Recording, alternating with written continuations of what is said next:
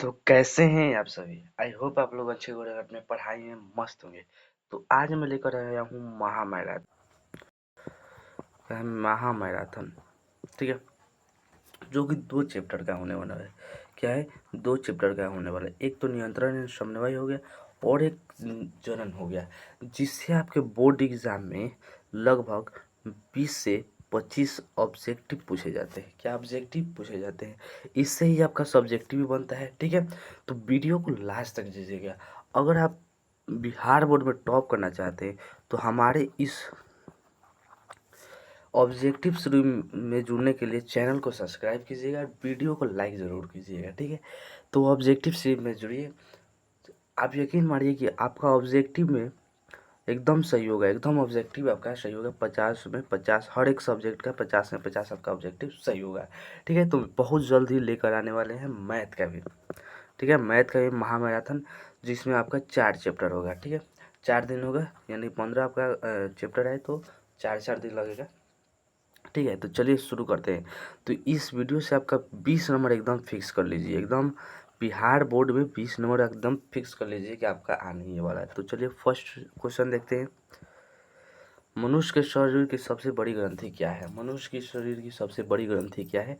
तो यह आपका अकृत है। क्या है? अकृत है। और ठीक है, यही क्वेश्चन आप देखेंगे कि 2025 में पूछा गया है।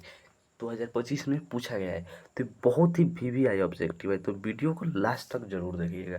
ठीक है, चलिए 2 नंबर क्वेश्चन पर चलते हैं। उसके बाद देखिए, थायराइड थायरॉक्सिन हार्मोन का स्राव किस ग्रंथि से होता है? थायरॉक्सिन हार्मोन का स्राव किस ग्रंथि से होता है? तो थायराइड। थायराइड ग्रंथि से किसका स्राव होता है? तो थायराइड ग्रंथि से थायरॉक्सिन का स्राव होता है। इसको याद करने का एक ट्रिक भी हो गया कि नाम में ही छुपा है उसका ग्रंथि का नाम। ठीक है, घेघा रोग किसकी कमी से होता है? घेघा रोग आयरन की कमी से, सॉरी, आयोडीन की कमी से होता है। घेघा रोग आयोडीन की कमी से होता है। ठीक है, तो इसलिए बोला जाता है कि आयोडीन का मात्रा बना कर रखिए। ठीक है, इससे ये 2025 का आपको बताना है कि 2 नंबर वाला प्रश्न भी रह चुका है कि घेघा रोग किसके कमी से होता है और कैसे। ठीक है, तो ये आप लिख कर भी आते हैं कि घेघा रोग एक ऐसा रोग है जो आयोडीन की कमी से होता है। तो आपको एकदम गारंटी है कि 2 नंबर मिल जाएगा। तो वीडियो को लास्ट तक देखिए। इसमें ऑब्जेक्टिव के साथ साथ सब्जेक्टिव भी छूटा गया है। क्या है? छुपा हुआ है सब्जेक्टिव भी। तो वीडियो को लास्ट तक जरूर देखिए। 4 नंबर क्वेश्चन है, तंत्रिका तंत्र का संरचनात्मक और क्रियात्मक इकाई क्या है? तो क्या है आपका? न्यूफ्रॉन है कि न्यूरॉन है कि हार्मोन है कि अक्षतंतु है? तो क्या है आपका 4 नंबर का बताइए ऑप्शन नंबर का भी न्यूरॉन होगा। क्या होगा? न्यूरॉन होगा। गलती से आप न्यूफ्रॉन मत मार दीजिएगा, देखिए दोनों सेम ही होने वाला है, तो इसलिए आपको ध्यान में रखना है। इसलिए इसी में बहुत जो है बच्चे कंफ्यूज रहते हैं। मनुष्य मस्तिष्क का सबसे बड़ा भाग कौन सा है? ज़्यादा मैं आपका टाइम वेस्ट नहीं करूँगा, जितना जल्दी हो सकता है मैं इस चैप्टर को समाप्त करने का, ये जो आपका सीरीज है इसको समाप्त करने की कोशिश करूँगा। ठीक है, तो मस्तिष्क का सबसे बड़ा भाग क्या है? तो आप जानते हैं कि मस्तिष्क के कितने भाग होते हैं? 3 भाग होते हैं। मस्तिष्क के कितने भाग होते हैं? इसका राइट आंसर 3 हो जाए, सेरिबरम हो जाएगा ये। तो 3 भाग कौन कौन सा होता है? तो मध्य भाग, पश्च भाग और आपका क्या होता है? अग्र भाग होता है। ठीक है, 3 भाग होता है, जिसमें सबसे बड़ा कौन होता है? सेरिब्रम। परिवर्ती क्रिया का नियंत्रण कहाँ से होता है? प्रतिवर्ती क्रिया यानी रिफ्लेक्स एक्शन कहाँ से होता है? रिफ्लेक्स एक्शन कहाँ से होता है? तो सेरिबेलम से होता है। यही जो आपका है शरीर का नियंत्रण बनाए रखता है। ये 2024 का सब्जेक्टिव है कि सेरिबेलम का कार्य लिखें। ठीक है, तो ये आप कह सकते हैं कि शरीर का संतुलन बनाने का कार्य करता है। ठीक है, इंसुलिन हार्मोन का स्राव कौन करता है? 7 नंबर क्वेश्चन है, इंसुलिन हार्मोन का स्राव कौन कर सकता है? तो अनाशय सही आपका राइट आंसर हो जाएगा। ठीक है, इंसुलिन की कमी से कौन सा रोग होता है? ठीक है, तो इसका मधुमेह होता है। क्या होता है? मधुमेह। 8 नंबर का क्या हो जाएगा? मधुमेह आंसर हो जाएगा। ठीक है, इसका इंसुलिन, इसका सुई भी आता है इंसुलिन का, मधुमेह जिसका रोग होता है। ठीक है, देखिए पौधों में वृद्धि को नियंत्रित कौन करता है? पौधे की वृद्धि को कौन नियंत्रित करता है? थायरॉक्सिन। आप कमेंट में बताइए कि फल को पकाने के लिए कौन सा जो होता है हार्मोन की ज़रूरत होती है? फल को पकाने के लिए कौन सा हार्मोन की ज़रूरत है? 10 नंबर देखिए, एड्रेनल हार्मोन किस ग्रंथि के स्राव होता है? ठीक है, 10 नंबर आपका स्राव है, एड्रेनल ग्रंथि किससे स्राव होता है? तो पीयूषी ग्रंथि से। ठीक है, इसे हम लोग पीयूष ग्रंथि भी कहते हैं, मास्टर ग्रंथि भी कहते हैं। ठीक है, 3 ऑब्जेक्टिव होगा। देखिए यहीं से आ गया कि मास्टर ग्रंथि किसे कहते हैं। ये 2025 का ऑब्जेक्टिव है। और ठीक है, तो पीयूषी ग्रंथि को कहते हैं, इसे हम लोग पीयूष ग्रंथि भी कहते हैं। ठीक है, देखिए उसके बाद देखिए पौधों के कोशिका विभाजन को बढ़ावा कौन सा हार्मोन देता है, कौन सा हार्मोन कोशिका विभाजन को बढ़ावा कर देता है। ठीक है, तो इसका साइटोकाइनिन हो जाएगा। ठीक है, ऑक्जेलिक अम्ल जानते हैं कि इसका कार्य करता है, तो फल के पकाने का कार्य करता है। ठीक है, मस्तिष्क के कौन सा भाग संतुलित बनाए रखने का कहता है, तो मैंने आपको अभी बताया कि मस्तिष्क का कौन सा भाग संतुलित बनाए रखने के लिए कहता है, तो सेरिबोलम। ठीक है, ये सेरिबोलम नहीं, सेरिबेलम देख लीजिए, ऑब्जेक्टिव यहीं फंसता है, यहीं से गलती होता है। ठीक है, देखिए न्यूरॉन का संदेश किस रूप में होता है, न्यूरॉन का किस रूप में, तो विद्युत आवेश के रूप में होता है। ठीक है, कि किशोरावस्था के लक्षण को नियंत्रित कौन करता है, तो टेस्टोस्टेरोन हार्मोन क्या करता है, टेस्टोस्टेरोन हार्मोन कोशिका को नियंत्रण करता है। ठीक है, 16 नंबर देखिए, रक्त में शर्करा की मात्रा को कौन नियंत्रित करता है। ठीक है, तो रक्त में शर्करा की नियंत्रण कौन करता है, तो इंसुलिन।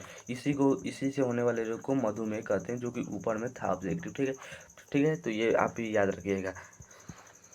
17 नंबर देखिए, नियंत्रण का समन्वय का मुख्य कार्य क्या है, तो शरीर के विभिन्न अंगों का कार्य का संयमन सही सही से हो इसलिए किया जाता है, यानी कि शरीर के विभिन्न अंगों का कार्यों का समन्वय करना है, यानी कि सही ढंग से कार्य कर इसकी तय करता है। ठीक है, उसके बाद देखिए 17 ऑब्जेक्टिव था, इसमें कितना था, सब 17 था। आप बताइए कमेंट में कि 17 में आपका कितना सही हुआ, 17 में आपका कितना सही है, कमेंट में बताइएगा। अगर आपको कोई आंसर में डाउट हो तो यहाँ आंसर लिखा हुआ है, आप देख सकते हैं। ठीक है, देख लीजिए। अब चलते हैं हम दूसरे चैप्टर जनन पर। क्या चलते हैं, जनन पर, जनन चैप्टर पर चलते हैं। महामैराथन की क्लास में आपका स्वागत है। देखिए आपका जनन चैप्टर स्टार्ट हो गया। कौन सा है, जनन चैप्टर आपका स्टार्ट हो गया। ठीक है, तो चलिए जनन चैप्टर में देखते हैं पहला ऑब्जेक्टिव क्या है, कि जनन का मुख्य क्या उद्देश्य है। जनन का मुख्य क्या उद्देश्य क्या है, तो इसका हो जाएगा प्रजाति का नियंत्रण, वृद्धि। ठीक है, यहाँ वृद्धि छूट गया है तो वृद्धि होगा, ये वृद्धि मत लिखिएगा, वृद्धि ऑप्शन गलत हो जाएगा। प्रजाति का यानी कि जाति का वृद्धि करना है। मनुष्य जनन क्यों करता है, ताकि अपने जैसे संतान को उत्पन्न कर सके और उसकी बनाए रखे। ठीक है, देखिए अमीबा का में कौन सा जनन होता है, अमीबा में कौन सा जनन होता है बताइए तो। अमीबा में कौन सा जनन होता है, तो द्विखंडन जनन होता है। ठीक है, मुकुलन किस में होता है, तो ईस्ट में होता है। ठीक है, मुकुलन किस में होता है, तो ईस्ट में होता है। 3 नंबर देखिए, ईस्ट में आ ही गया, तो इसमें ऑप्शन नंबर बी हो जाएगा, मुकुलन। ईस्ट में कौन सा अलैंगिक जनन का किस विधि से होता है। ठीक है, हाइड्रा में जनन कौन सा पाया जाता है, इसमें मुकुलन पाया जाता है। ठीक है, मुकुलन इसमें भी पाया जाता है। देखिए स्पाइगोरा में जनन की किस विधि पाया जाता है, यानी कि किसके द्वारा वृद्धि होता है, स्पाइरागोरा में। ठीक है, तो ऑप्शन नंबर आपका पुनः जनन, यानी कि आप इसको कितने भी भागों में काट दीजिएगा, पुनः अपने आप को जन्म कर लेता है। ठीक है, देखिए प्लाज्मोडियम में में जनन की कौन सी विधि पाई जाती है, प्लाज्मोडियम में जनन की कौन सी विधि पाई जाती है, 6 नंबर। तो ऑप्शन नंबर आपका बी, बहुखंडन, यानी कि इसको कितने भी भागों में काट दीजिए। ये खंडन और बहुखंडन में बहुत अंतर है। ठीक है,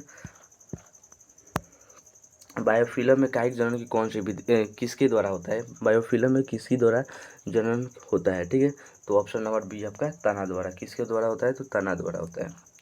तो देखिए परागण कहाँ बनते हैं, तो परागण कहाँ बनते हैं, तो परागकोश में, क्या परागकोश में बनते हैं। ठीक है, ऑप्शन नंबर सी इसका राइट आंसर हो जाएगा।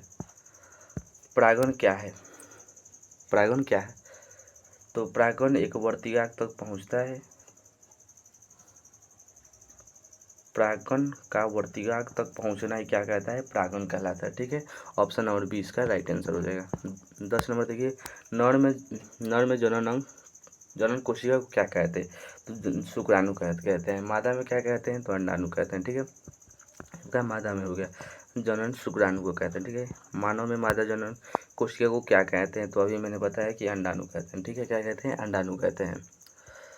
निषेचन की बात की संरचना को क्या कहते हैं, निषेचन के बाद बनने वाली संरचना को क्या कहते हैं, निषेचन के बाद बनने वाली संरचना को क्या कहते हैं, तो बीजांड कहते हैं।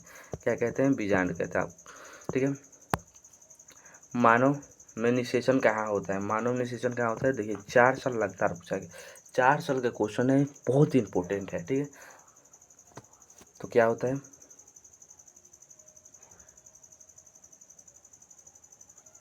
मानव में निषेचन कहाँ होता है, तो फिलोपन नली, क्या होता है, फिलोपन नली में होता है। ठीक है, फिलोपन नली में मानव में निषेचन होता है। ठीक है, 14 नंबर देखिए, भ्रूण का विकास कहाँ होता है, भ्रूण का विकास कहाँ होता है बताइए। 14 नंबर, भ्रूण का विकास कहाँ होता है, तो आपका गर्भाशय में भ्रूण का विकास होता है। ठीक है, डीएनए प्रवृत्ति का क्या महत्व है, गुणों का स्थानांतरण, डीएनए क्या क्या कार्य है या प्रतिकृति क्या है, सब हो जाएगा गुणों का स्थानांतरण करना। ठीक है, किशोरावस्था में होने वाले शारीरिक परिवर्तन को क्या कहते हैं, यौनारंभ, यानी कि आप 13 से 18 के बीच में जब होते हैं तो होने वाले परिवर्तन को ही यौनारंभ कहते हैं या किशोरावस्था कहते हैं। इसमें आपके हार्मोनल परिवर्तन होता है। यह 2024 का जो है ये क्वेश्चन है कि यौनारंभ से आप क्या समझते हैं, तो आप कह सकते हैं कि किशोरावस्था में होने वाले शारीरिक परिवर्तन को यौनारंभ कहते हैं।